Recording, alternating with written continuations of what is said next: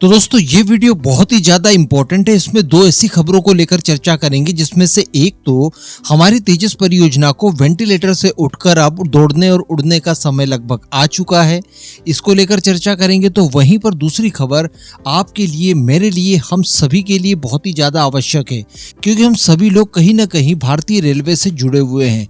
इसमें सफर हम करते हैं, हमारे अपने करते हैं, और इसको लेकर आज डिस्कशन करना बहुत ही अनिवार्य है, क्योंकि एक बहुत ही भयानक खबर आ रही है जिसको लेकर हम सभी को अवेयरनेस की जरूरत है। तो वीडियो को कहीं से भी स्किप मत कीजिएगा, पूरा देखने के बाद आप अपना ओपिनियन जरूर दीजिएगा और प्लीज आप अपने खुद के इस चैनल को सब्सक्राइब जरूर कर लीजिएगा। तो देखिए, भारत के इस समय की बात की जाए तो भारत के अंदर ट्रांसपोर्टेशन को लेकर बहुत ही ज्यादा वर्क किया जा रहा है।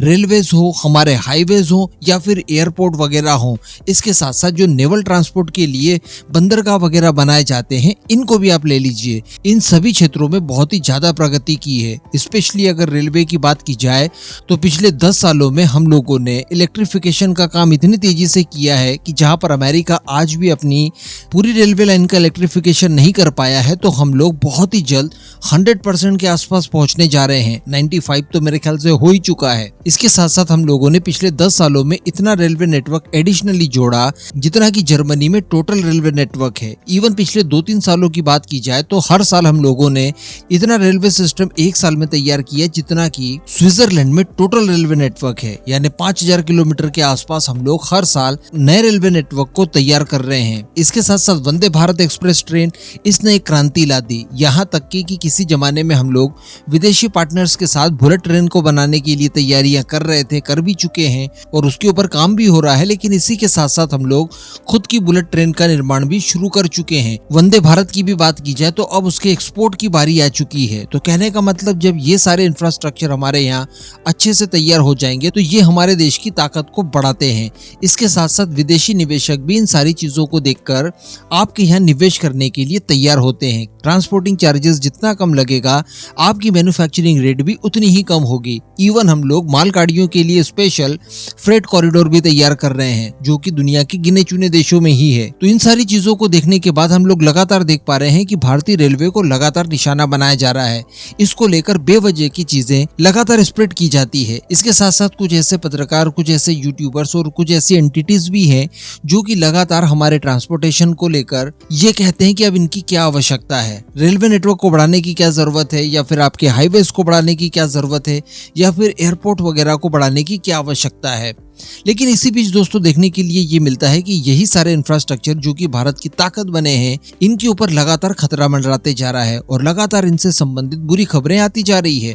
पहले ब्रिजेस गिर जाते हैं, उसके बाद 1 बाय 1 करके लगातार रेलवे हादसे होते जा रहे हैं। ये कहना तो बिल्कुल वाजिब इस समय बिना तथ्य के नहीं होगा कि इन सब के पीछे किसी तरह की कोई साजिश हो सकती है, लेकिन साजिश बिल्कुल भी नहीं है, ऐसा भी नहीं कहा जा सकता, क्योंकि कुछ ऐसी फोटोज और कुछ ऐसे वीडियोज वगैरह वायरल हुए हैं। कई सारे लोगों को इसके चलते अरेस्ट भी किया गया है जो कि भारतीय रेलवे के साथ खिलवाड़ कर रहे थे।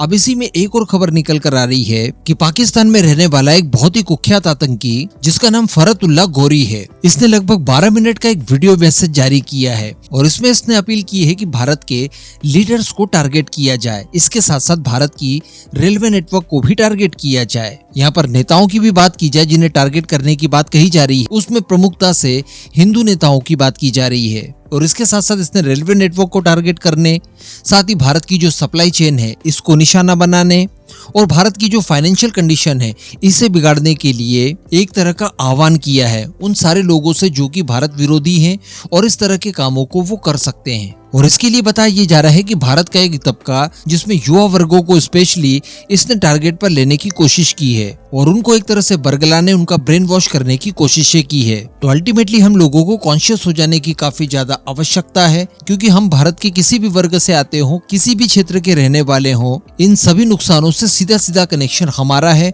और हम भी इनके निशाने पर इस तरह से आ सकते हैं। वैसे हमारी अलग अलग एजेंसीज इन सारी रेलवे घटनाओं को लेकर गहन जांच कर रही है और इसको लेकर जो भी चीजें निकलकर सामने आएगी उनके खुलासे हो ही जाएंगे।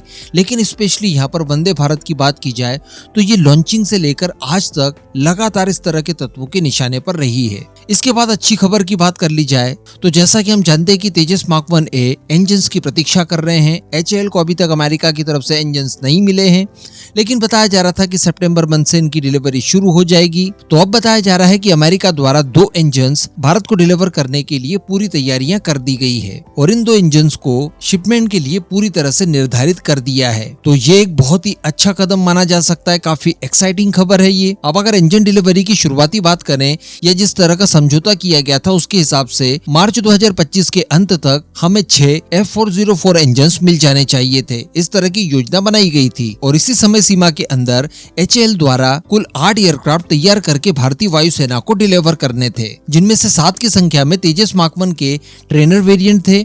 इसके अलावा 1 की संख्या में तेजस मार्क 1A था, क्योंकि 1-2 इंजन्स पहले से ही रिजर्व में HAL के पास मौजूद थे, जिनका इस्तेमाल तेजस मार्क 1 के ट्रेनर वेरिएंट में किया जा सकता था। हालांकि ये सारी चीजें नहीं हो पाई थी, लेकिन यहाँ पर अगर HAL की बात की जाए तो HAL द्वारा इनमें से 5 तेजस मार्क 1 ट्रेनर वेरिएंट ऑलरेडी पूरे कर लिए गए हैं। इसके अलावा 3 का विकास कार्य अंतिम चरणों में चल रहा है, जिनकी पूरी तरह से मैन्युफैक्चरिंग और असेंबली वगैरह इस साल के अंत तक पूरी भी हो जाएगी। इसके अलावा तेजस मार्क 1A की बात की जाए तो एक तो हम लोगों ने देखा वो पूरी तरह से तैयार है, उड़ने लगा है, जिसमें रिजर्व इंजन का इस्तेमाल किया है। इसके अलावा मार्च 2025 तक 3 और एयरक्राफ्ट पूरी तरह से तैयार होने की उम्मीद है। केवल इंजन की प्रॉब्लम है, वो मिल जाएंगे तो वो भी उड़ान भरने के लिए पूरी तरह से तैयार हो जाएंगे। तो इस तरह से हमारे तरफ से सारी तैयारियां की गई है।